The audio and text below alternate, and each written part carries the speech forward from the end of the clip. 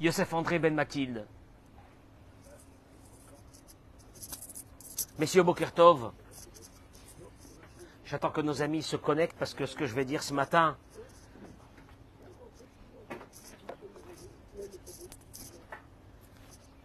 je vous demanderai de réagir en live et après aussi, par rapport à ce que je vais dire ce matin. On est jeudi, une semaine se termine. Vous avez constaté quand même une chose, on est en train de s'habituer tranquillement à vivre dans un pays qui est dans une guerre de survie. Et vous avez remarqué qu'on vit quand même, hein, et on s'est habitué à cette vie. Amen. Ça va être, on va dire que l'intervention toranique de ce cours va être très courte. Parce que ce que je vais dire après n'a rien à voir avec de la Torah, mais c'est une réflexion psychiatrique que je vais vous donner.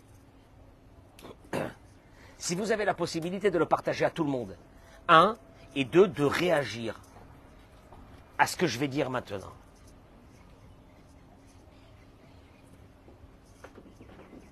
Ça fait 30 ans, au moins,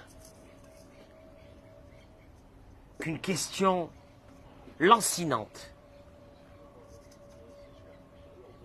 ne me lâche pas depuis 30 ans. Sam, une question depuis 30 ans que j'ai, au moins 30 ans, que je n'ai pas eu de réponse jusqu'à aujourd'hui, et je pense que ce matin, je vais vous donner une réponse.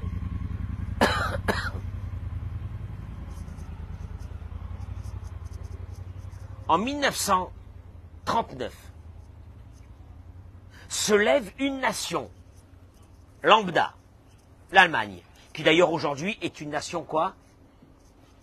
Amie, qui soutient Israël. Une nation, pas 1, 2, 10, 50, 100, une nation. Écoute-moi bien ça. Ce que je vais dire, c'est psychiatrique. Et décide que le juif, le gitan, l'homosexuel, l'handicapé,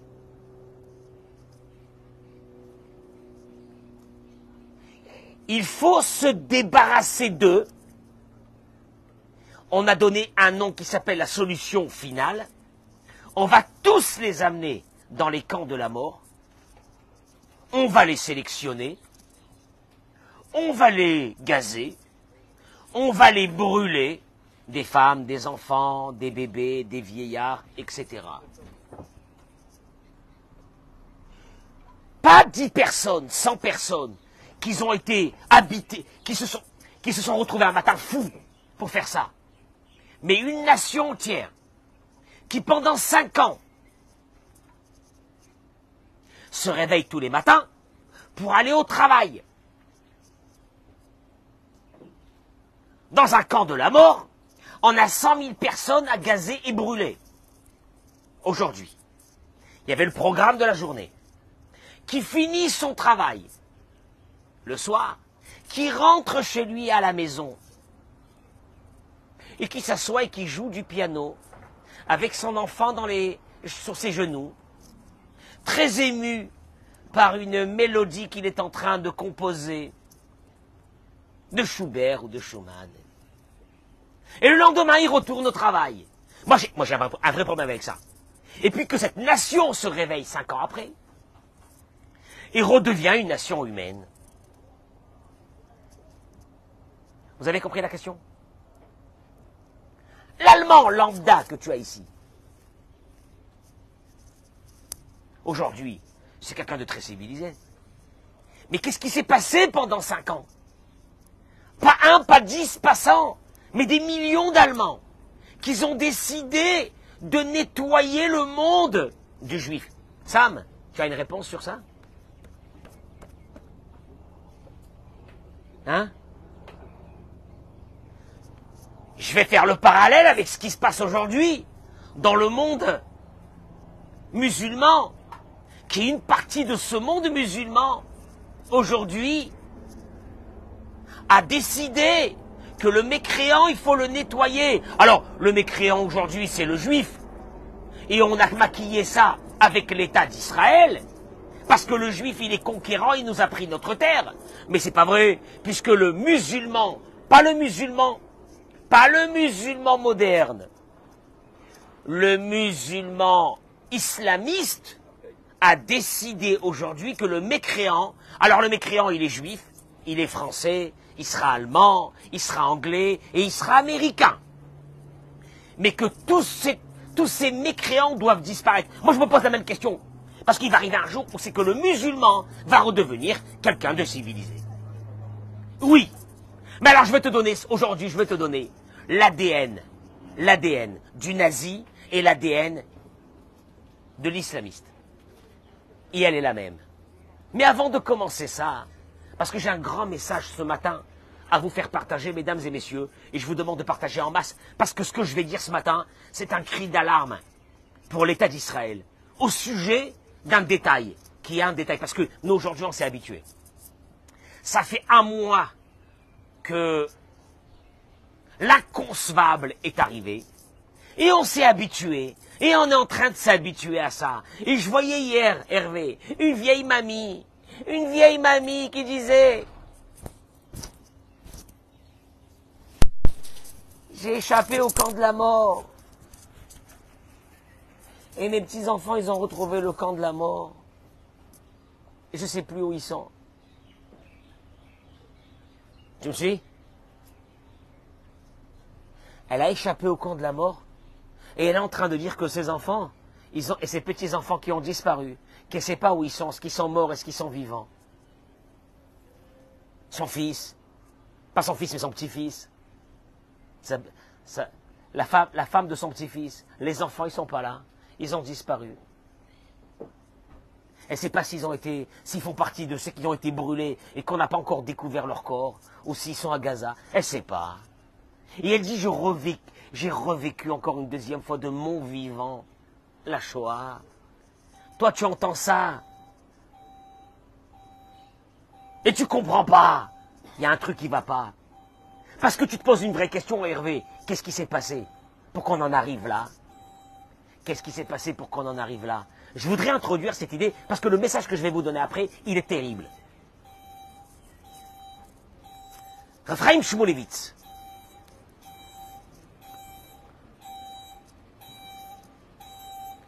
Si vous pouvez partager en live ce cours-là, s'il vous plaît, merci. Excusez-nous que on a des camions en direct qui passent derrière nous. Il n'y a plus de place ici. Je vous rappelle que nous avons ici plus de 500 personnes qui vivent là, ou 600 personnes qui vivent là, depuis déjà un mois, et peut-être encore pour de longs mois, autour de nous, parce que ce sont des personnes qui se sont sauvées, on va dire, la frontière de Gaza.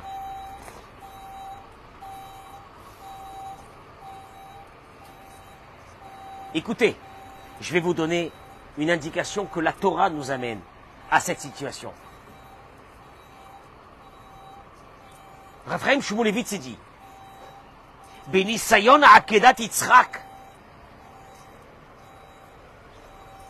Quand Yitzhak va être mis sur l'autel de sacrifice, il y a une différence fondamentale entre Abraham et Sarah. Laquelle? Abraham, Kavash et Rachamav et Lakach et Amachelet Lishchot et Beno. Abraham, quelque part, il se fait violence. Il prend le couteau pour égorger son fils. C'est ce que Dieu va lui demander. En fin de compte, il va lui dire: ne l'égorge pas. J'ai voulu voir un petit peu jusqu'à où tu peux y aller avec moi. Sarah, qui d'ailleurs était beaucoup plus grande en prophétie que son mari. Je peux vous traduire ça dans des mots normaux. Spirituellement, Sarah était beaucoup plus grande que son mari. Et pourtant, quand elle entend que son fils est pris pour être égorgé, lo amad le bita ou meta, elle n'a pas pu. Quand elle a entendu qu'on va prendre son fils et qu'on va l'égorger, Le choc l'a tué. Je répète. Abraham Avinu prend le couteau pour aller tuer son fils. Parce que Dieu l'a demandé. Sarah est beaucoup plus grande que son mari spirituellement. Et en prophétie et tout. Il pose une question, il dit, je voudrais que vous m'expliquiez pourquoi Abraham a tenu le choc, Sam, et Sarah n'a pas tenu le choc, puisque d'ailleurs Rachid nous ramène au début de la paracha, que Sarah est décédée, pourquoi? Parce que le Satan est venu lui annoncer que quoi? Que Abraham avait pris son fils pour le tuer. L'idée même que son fils va être tué, crise cardiaque, elle est morte. Je repose la question, il dit Raphaël Shimon-Levitz, je voudrais que vous m'expliquiez pourquoi Abraham a tenu le choc et Sarah n'a pas tenu le choc. Vous avez une réponse? Achen, Sam, il dit Raphaël Shimon-Levitz, Zichron Livracha, Zecher Tzadik Livracha, que les paroles que nous disons de sa part, qu'il intervienne auprès d'Akadosh Baruch Hu pour dire que ça suffit. Raphaël Shimon-Levitz, qui était un des grands maîtres du peuple d'Israël, il dit Avraham Avinu, Ichniso Akadosh Baruch Hu litoch hanisayon at-at. Il a fait rentrer tout doucement dans l'épreuve. Que Moshe Piresh Rashi, comme Rashi nous explique dans le verset, que quand Dieu lui va lui demander de prendre son fils, comment il lui parle? Qu'est-ce qu'il lui dit? Vayomer, Dieu il lui a dit, Kahana, prends s'il te plaît, et bincha, ton fils, et iridecha, ton unique, asher ahavta, que tu aimes, et Yitzhak, Yitzhak. C'est quoi ces mots? Prends, s'il te plaît, ton fils, ton unique Yitzhak. C'est quoi ces mots? Rashi nous ramène les paroles du Midrash. Il lui a dit, au moment où c'est que Dieu lui dit, Karnaïk bincha, prends ton fils. Il entend, prends ton fils, il a peur. Qu'est-ce qu'il veut Dieu? Il lui dit, Shnebanim yeshli, j'ai deux fils. J'ai Yitzhak et j'ai qui? Ishmaël. Il lui a dit, et Yechidecha, l'unique. Il lui dit, à Dieu, désolé, je te comprends pas trop. Yitzhak est unique à sa mère, et Ishmaël est unique à sa mère. Il lui dit, Asher Ahavta, celui que tu aimes. Il lui dit, celui-là je l'aime, et l'autre je l'aime. Hachem, qu'est-ce que tu veux de moi? Et là, il lui dit, et Yitzhak. Velama lo gila lo mitrila. Et pourquoi il n'a pas dit depuis le début, prends Yitzhak et va l'égorger. Shelo le'arvevo pitom, c'est les mots du Midrash. Vetazuach darto alav vetitaref. Car s'il lui dit en un instant, prends Yitzhak, égorge-le, Abraham Avinu tombe par terre et meurt. Raphaël Shimon-Levitz, il dit, vous savez ce que la Torah est venue nous dévoiler ici? Arrêlano, il dit que Dieu, tout doucement, il met Abraham Avinu dans une condition. Traduction des mots. Tu veux que je te dise une chose? Hervé, un être humain, si on l'adapte tout doucement à l'innommable, à l'inconcevable, tout doucement, il intègre cet inconcevable, et cet inconcevable devient une partie de sa vie. Traduction des mots. Si je te fais un choc en un instant, tu risques de mourir. Mais si je t'habitue tout doucement à une idée, soit-elle monstrueuse, à la fin, tu t'habitues. Mais c'est une force énorme, il dit Raphaël Shimon-Levitz. Une force énorme qu'il y a dans l'être humain, qui s'appelle quoi? L'adaptation. L'adaptation. C'est beau, parce que Baruch Hashem, grâce à ça quoi? Il dit, la chose suivante, il dit, Nochachnu badavar bedorenu anu. On l'a vu ça dans notre génération, il dit Raphaël Shimon-Levitz. Asher rabim achenu ben Israël, nilkedu begei atofet anatzi. Une grande partie de notre peuple a disparu dans les fours crématoires.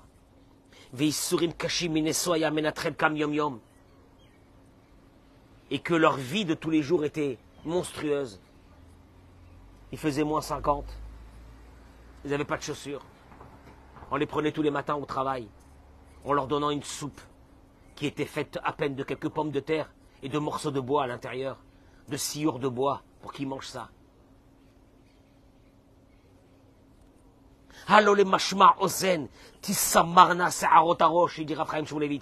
Quand tu écoutes ce qui s'est passé là-bas, tes cheveux ils se dressent. עד שנבצר מאיתנו להבין כיצד הצליחו אותם השרידים שזכו להינצל לעבור את 7 מדורי גיהינם ולהישאר מחנים. À tel point que tu te poses une vraie question. Comment les survivants ont réussi à survivre? Nous, une journée, on ne mange pas, on est le soir, on est HS. On a un jeûne d'une journée, comment on est, Richard? Comment ils ont fait pour vivre? Pas une semaine, pas un mois, pas un an, 5 ans. Et ils sont sortis de ces camps-là de la mort, en laissant derrière eux leurs femmes, leurs enfants, leurs petits-enfants, leurs oncles, leurs tantes, leurs cousins. Il y a certaines personnes qui sont sorties. Moi, j'ai connu une personne qui est sortie qui m'a dit « Je suis l'unique d'une grande famille. » On était 200 personnes. Je suis l'unique. Et et après la guerre, il a reconstruit une famille. Comment tu fais? Comment tu fais? Il dit Raphaïm « Hama'avar min ha'chaim mashlevim el ha'otam ha'isurim shaya menat chelkam shlevim rabim ayulo shlavim rabim ayulo. » Il dit la descente en enfer de ces personnes a été par paliers. On rentre dans une maison, dans le 16e, on prend un avocat avec sa femme et ses enfants, un avocat, un médecin, oui ou non, dans le 16e. On l'amène à Drancy, il descend tout doucement. De Drancy, on l'amène dans un autre camp. Et tout doucement, il commence à s'habituer. Et de là-bas, on le prend dans un wagon à bestiaux et on l'amène à Auschwitz. Il est encore descendu. Il y a une adaptation qui s'est faite, tout doucement. Il y a une adaptation qui s'est faite, tout doucement. Il dit, c'est une force dans l'être humain. Cette adaptation qu'il peut avoir de s'habituer à chaque chose. Mais il te dit, Yesh, Shehi Lole Oretz. Cette force d'adaptation, Abraham Avinu, il a eu. Abraham, oui Dieu, tu prends ton fils. Lequel? Celui que tu aimes. Et Abraham, dans sa tête, il y a une adaptation qui se fait. Mais je les aime les deux. L'unique. Les deux sont uniques, Ishmaël et Yitzhak, ils sont uniques. Asherah, Afta, que tu aimes, je les aime les deux. Paf! Et Yitzhak. Mais entre-temps, il y a eu quoi? Une adaptation. Sarah, on vient lui annoncer que son fils, il a été amené par son mari, le vieillard là, et qu'il va l'égorger. Elle entend le mot égorger, elle meurt. Il dit, c'est une force énorme qui s'appelle l'adaptation. Quand on a des épreuves dans la vie, au moment du choc, on t'annonce qu'il y a un truc, aïe, aïe, aïe, aïe, aïe, aïe. Et puis tout doucement, quoi? Mais c'est une force, il dit, c'est une force de pouvoir s'adapter. Aval Damien, il te dit, il est Oretz. Elle est des fois aussi, cette force d'adaptation, elle est aussi un poison.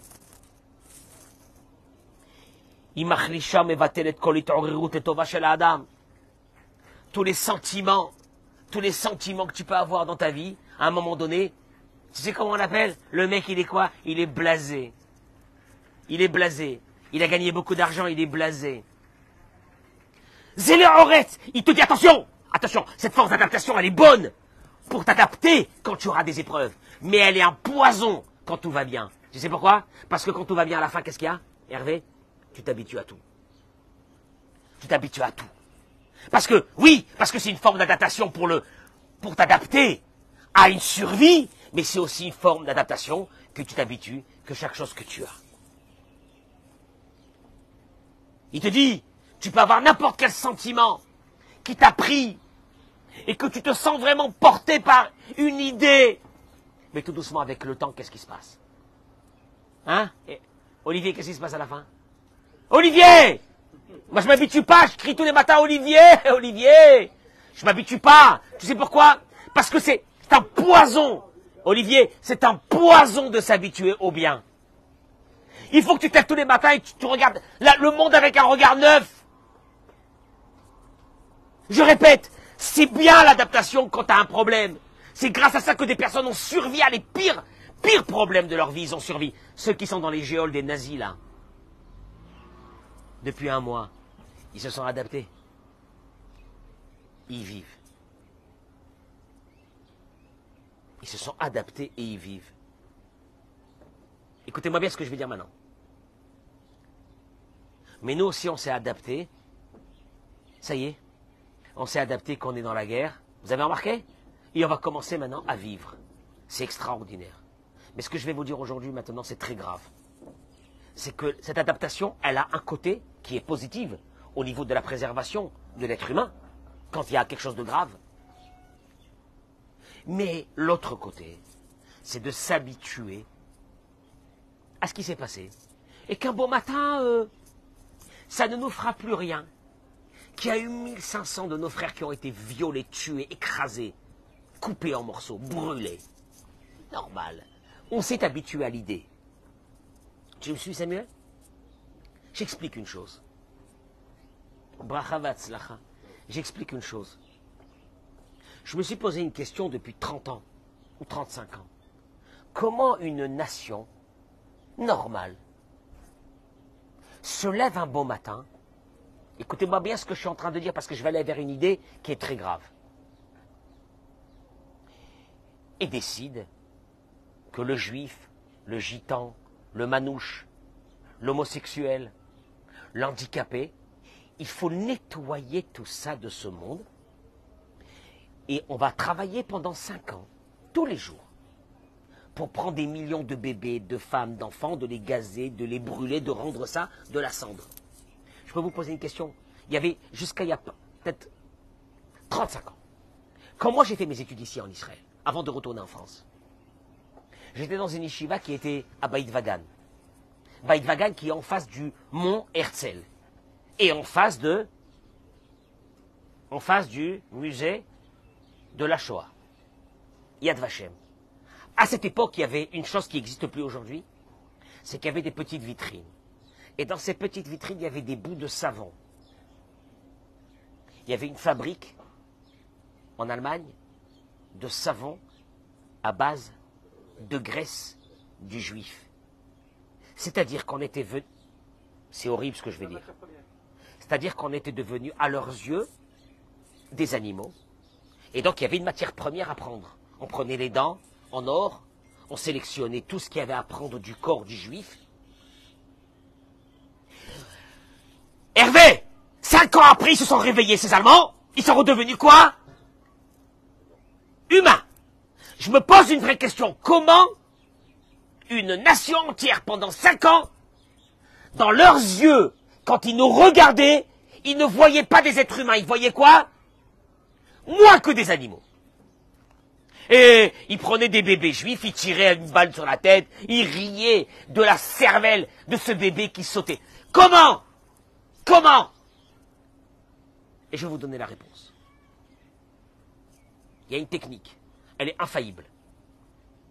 Si je prends un groupe de personnes et je leur assène du matin jusqu'au soir une idée,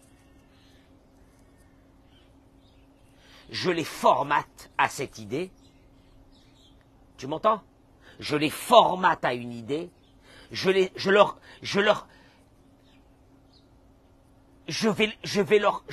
en rendre ça une idéologie. Quand on a pris les petits Allemands avec la jeunesse hitlérienne et on leur a dit depuis 1929 que tout le mal qu'il y a dans le monde et la crise qui est tombée dans le monde en 1929, c'est à cause de qui? Des juifs qui mangent notre pain. Et les manouches, et les gitans, c'est de la poubelle. Et les homosexuels, c'est de la poubelle. Et les handicapés, ils nous mangent notre pain, ils ne servent à rien, handicapés, ils servent à rien. Et quand tu fais ça à des jeunes, depuis qu'ils sont petits à l'école, tu sais qu'est-ce qui se passe? Un beau matin, il se lève, et il va voir le juif comme un peu moins qu'un animal. Ça a duré 5 ans.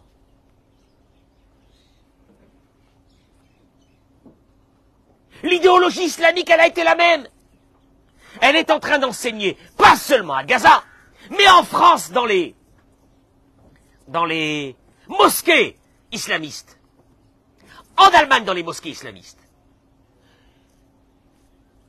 Ne pensez pas que là-bas, ils parlent que du juif. Ils parlent du mécréant.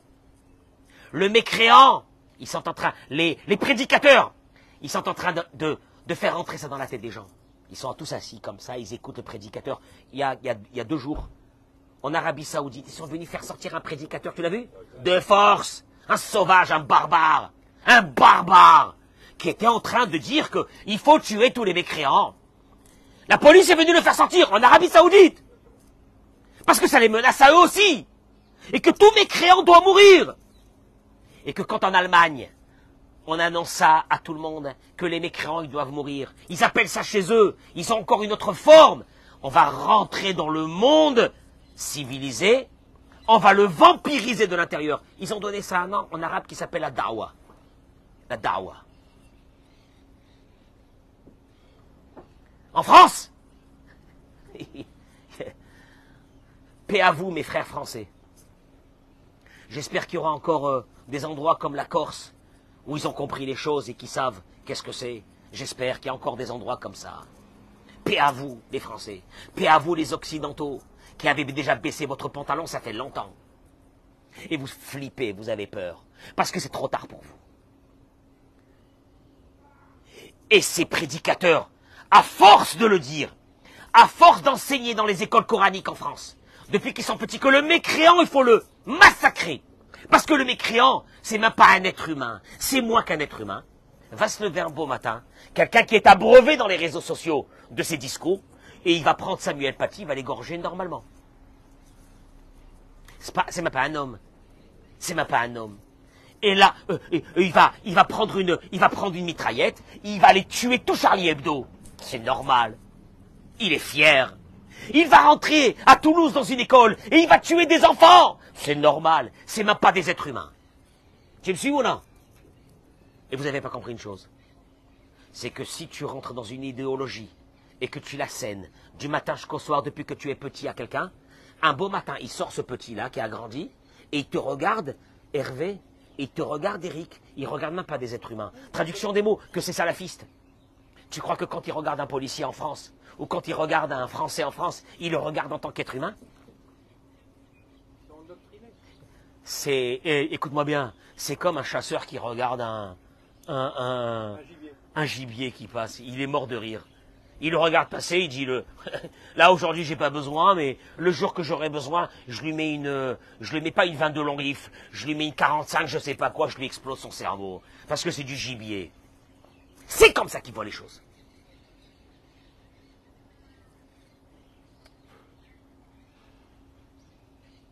Maintenant, nous on a vécu notre Shoah ici. J'aurais besoin de tout le monde. Parce que j'ai une idée, j'ai besoin de tout le monde. Comment on s'habitue? C'est ça le thème d'aujourd'hui. Quand on s'habitue à l'innommable, à la fin ça devient normal. Va dire aujourd'hui, dans les écoles françaises, va demander à des profs d'histoire de parler de la Shoah. Ils peuvent pas. Pourquoi? Hein? Mais c'est pas vrai. La Shoah, c'est une histoire inventée de toutes pièces par les sionistes. Il n'y a pas eu 6 millions de morts, Hervé. C'est pas vrai, il n'y a pas eu 6 millions de morts, c'est du mytho. Quand il y a 3 jours dans la Knesset, vous savez que dans la Knesset, il y a un parti, c'est énorme, c'est horrible. Il y a un parti arabe. Mais ce parti arabe, il n'est pas parti arabe musulman. Au fait, c'est un parti arabe qui est contre nous. Mais il est dans la Knesset parce que nous sommes un pays qui a une maladie, on a une maladie, une grave maladie, qui va peut-être nous détruire un jour, ça s'appelle la démocratie. Eh bien, on est obligé de l'avoir. Et l'une de ces parlementaires qui dit, moi, je sais pas s'il y a eu ce qu'il y a eu, ce que vous racontez. C'est ce qu'ils disent à la télé, moi j'ai pas vu. Tu me suis? Tu me suis? Alors, rien eu. Il n'y a rien eu. Puis on s'habitue à ça.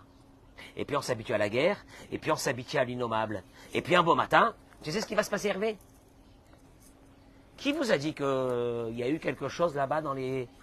Moi, je suis pas sûr que les Palestiniens, les Gazaouis sont sortis pour égorger autant de monde. Moi, je suis pas sûr. Même si vous faites voir les vidéos, ils vont dire que c'est des vidéos trafiquées. C'est des vidéos trafiquées par les sionistes. Ben oui. D'ailleurs, tu vois bien qu'aujourd'hui, la mode dans les pays occidentaux, c'est de quoi? C'est d'arracher quoi? Les photos de... Sauf que là, les Arabes, ce qu'ils ont fait, c'est pire que ça. C'est-à-dire qu'en fait, ils se sont filmés pour pas qu'on oublie. Pour qu'on sache que En vérité, t'as raison Sam, tous ces films que nous avons aujourd'hui, que personne ne regarde encore, ils sont distribués entre guillemets à des groupes de personnes, à des groupes de parlementaires dans le monde et de journalistes dans le monde. Ils ont été filmés par qui? Par eux-mêmes, ils avaient des GoPros et ils filmaient. Si je peux me permettre pendant le cours, excusez-moi, je te trompe, mais hier, ils ont découvert que ce printemps-là, c'est qu'il y avait des journalistes avec eux. Ah. Il y avait des journalistes de CNN, des journalistes de... Pendant le... Ouais, monsieur qui les suivait. Pendant le massacre. Oui, pendant le massacre. Qui est au courant. C'est pas qu'il est au courant, il filmait. Non, il filmait avec eux. Non, il faisait les commentaires. C'est rare un journaliste qui est plus là à 6 h du matin. Je peux vous dire une chose, je peux vous dire une chose. On va s'habituer à ça aussi. Et un beau matin, on nous dira, Sam, il y a des preuves que c'est peut-être des Israéliens. Sam, c'est peut-être des Israéliens maquillés en Palestiniens qui ont fait ça. Pour donner une cause aux Israéliens d'attaquer aujourd'hui ces pauvres Gazaouis. Je répète, les musulmans, tu m'entends? Les musulmans, ils viennent de Ishmaël. Ishmaël était le fils d'Abraham, on était aussi le fils de Yitzhak. En vérité, la vraie vie, elle aurait dû être quoi? Mais c'est mes cousins. C'est pas possible. On est plus cousins qu'avec les chrétiens. Mais sauf une chose, il y a une maladie qui est arrivée dans ce siècle, qui existait avant, mais pas beaucoup. Elle est arrivée dans ce siècle, qui s'appelle l'islamisme.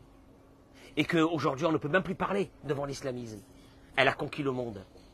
Ce sont des prédicateurs, des barbares. Quand je vois des femmes qui militent pour ces islamistes, je leur dis, mesdames, est-ce que vous savez qu'aux yeux de ces hommes-là, qu'est-ce que vous valez, vous? De la gnognotte. Même pas. Pour un islamiste, une femme, c'est un objet jetable. Quand dans le monde occidental, une femme, c'est une femme. Et vous n'avez pas honte. Vous militez pour ces hommes qui un jour, s'ils prennent le pouvoir dans un pays, vous n'existez plus.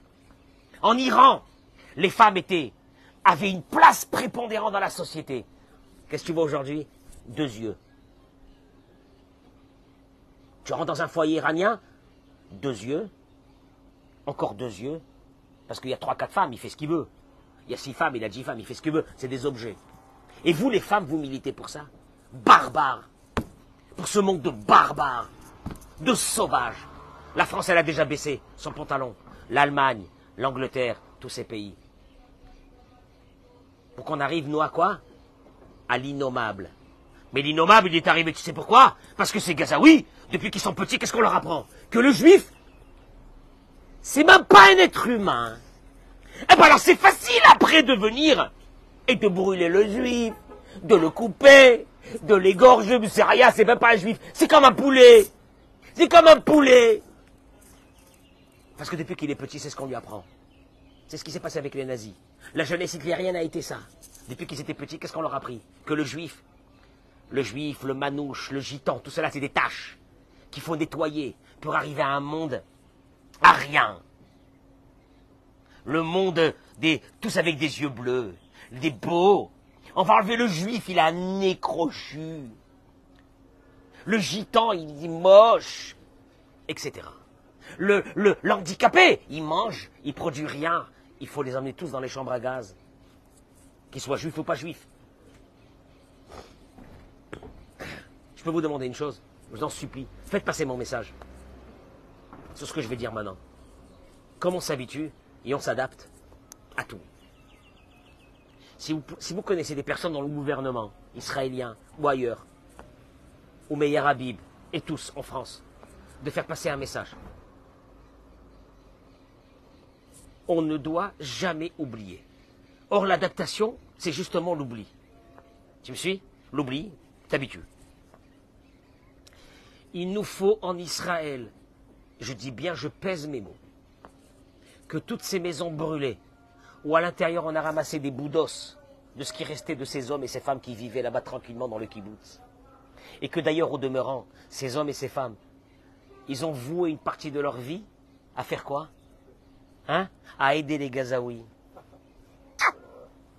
il les amenait à l'hôpital. Beaucoup de Gazaouis travaillaient chez eux, ils les payaient bien, etc. Que toutes ces maisons qui ont été brûlées, je vous en supplie, si vous pouvez m'aider dans ça, qu'elles ne soient pas, que ça ne soit pas nettoyé, que ça restera un mémorial, et qu'on amènera là-bas tous les jeunes, une année à Auschwitz et une année là-bas, pour leur montrer une chose, l'endoctrinement d'une population peut faire de ça des monstres, et que c'est ça le combat aujourd'hui. C'est ce qu'on appelle la liberté de penser, c'est ce qu'on appelle la modernité, c'est ce qu'on appelle la vie, c'est ce qu'on appelle tout ça. Et il y a eu en 1940 pas une population, une génération de personnes qui sont rentrées dans un obscurantisme qui a permis de faire ça. Ce qu'ils ont fait. Hervé, faut que tu saches, l'Allemand, en 1945, il s'est réveillé. Il s'est dit, qu'est-ce que j'ai fait? Maman, qu'est-ce que j'ai fait? J'ai tué des millions de bébés, des millions de femmes enceintes, des millions d'hommes qui n'ont rien fait. On les a tués, pourquoi? Parce qu'on nous avait dit que comme ils sont juifs, il faut les tuer. C'est ce qui s'est passé à Gaza. La même technique. Tu enseignes. C'est ce qui se passe en France dans les mosquées islamistes. C'est ce qui se passe en Allemagne dans les mosquées islamistes. Attention, là-bas, c'est pas le juif, c'est le mécréant. C'est-à-dire le Français qui t'a accueilli. Le Français qui t'a accueilli, c'est pas un homme, c'est pas un être humain, c'est un mécréant. Il faut l'égorger. C'est pas un homme. Et c'est comme ça que, après avoir été abreuvé sur les réseaux sociaux, se lève un beau matin un jeune, qu'est-ce qu'il fait? Il va tuer des Français qui lui ont rien fait. Alors après, l'État français va nous annoncer que c'était quelqu'un de déséquilibré. Sauf que, ce déséquilibré, il y en a comme lui des milliards. Pas des milliards, mais des dizaines de millions. En France et partout. Qui un beau matin se lèveront pour accomplir la même chose que les nazis ont fait. Se débarrasser du mécréant. Nous, ce qu'on a besoin ici en Israël, je vous en supplie, c'est que ces maisons ne soient pas détruites, ni nettoyées. Il faut qu'on montre à nos jeunes, il faut qu'on montre au monde entier qu'on a aussi notre musée de la Shoah ici en Israël. Faut pas détruire ça, parce que si tu détruis ça, tu sais qu'est-ce qu'ils diront un jour, Hervé? Ça a été créé de toutes pièces par le régime sioniste.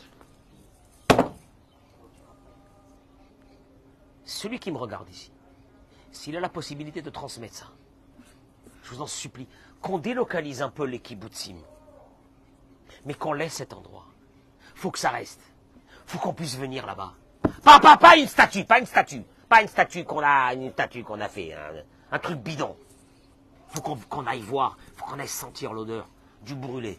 Il faut qu'on aille comprendre comment une humanité peut devenir moins que des animaux, moins que des bêtes sauvages, par l'endoctrinement nazi qui a été instauré par Hitler dans les années 20 et qui a fait de l'Allemagne. C'est même pas des mots, il n'y a même pas de superlatif pour expliquer ce qu'ils ont fait les nazis. Endoctrinement. Endoctrinement, il est en France, il est à Saint-Denis, il est à côté de Sarcelles. Et un beau matin, vous les Français, qui êtes les mécréants, vous allez tous mourir. Je vous rassure. Les Allemands, vous allez tous mourir. Les Anglais, vous allez tous mourir et les Américains aussi. Parce que contre l'endoctrinement, tu peux rien faire. Alors, je me marre. Non mais, je me marre, Sam, je me marre de ceux qui me disent, il faut faire de la communication. Je suis désolé. Quand quelqu'un qui est endoctriné, ta communication, elle vaut rien. Puisque pendant que tu parles et tu t'expliques que tu as un droit à un pays pour vivre et que les machins, tu as en face de toi des Gazaouis et tu as en face de toi des gens qui me regardent. Parce qu'il y a beaucoup de personnes qui nous regardent. Moi, je ne vais jamais regarder les imams. Qu'est-ce qu'ils prêchent? Mais parce que je travaille aussi. Mais tous ces blédards qui ne travaillent pas et qui prennent les ascédiques et les chômages en France, et qui sont assis devant leur caméra, qu'est-ce qu'ils font du matin jusqu'au soir? C'est de regarder ce que les rabbins ils disent. C'est des ânes. Même pas des ânes, mais ils sont endoctrinés. Va dire à quelqu'un qui est endoctriné, comment tu fais pour enlever des affiches de bébés qui ont été kidnappés? Endoctrinement. Tu peux rien faire contre ça. Alors nous, qui sommes encore dans ce Moyen-Orient, un pays civilisé, où n'importe quel chrétien, il peut venir faire sa religion ici. Musulman, il peut faire sa religion ici. Ce que tu es, tu peux venir ici habiter. Je mets au défi un musulman, un chrétien qui vient habiter ici et qu'on va l'embêter. Je mets au défi. Alors il nous reste une chose. Il faut se battre pour que ces kibbutzim brûlés ne disparaissent pas. Si vous avez la possibilité de parler de ça et de le dire, on a besoin d'avoir un mémorial. Parce que ce mémorial va permettre à ceux qui viendront le voir. Non, il faut que tu vois. Parce que le numérique, il va disparaître. Le numérique, il disparaît, il passe dans la journée. Il y a 1 milliard de numériques qui passent. Je veux que quand tu viens, que tu sens l'odeur du brûlé, tu te rends compte qu'il y avait là-bas des petits jardins avec des mamies et des papis. Et qu'on a dû récupérer 2-3 os de ces maisons. C'est tout ce qui restait d'eux. Parce qu'il y a une chose qui est extraordinaire dans l'être humain. Cette force d'adaptation, mais elle est aussi un poison. C'est que tu t'habitues à l'innommable, et que l'innommable devient à la fin très acceptable, hein, au demeurant. C'est un devoir civique après. Mais voilà, c'est un vrai, voilà, mais vraiment ça. Je vous remercie d'avoir écouté ces paroles, merci beaucoup.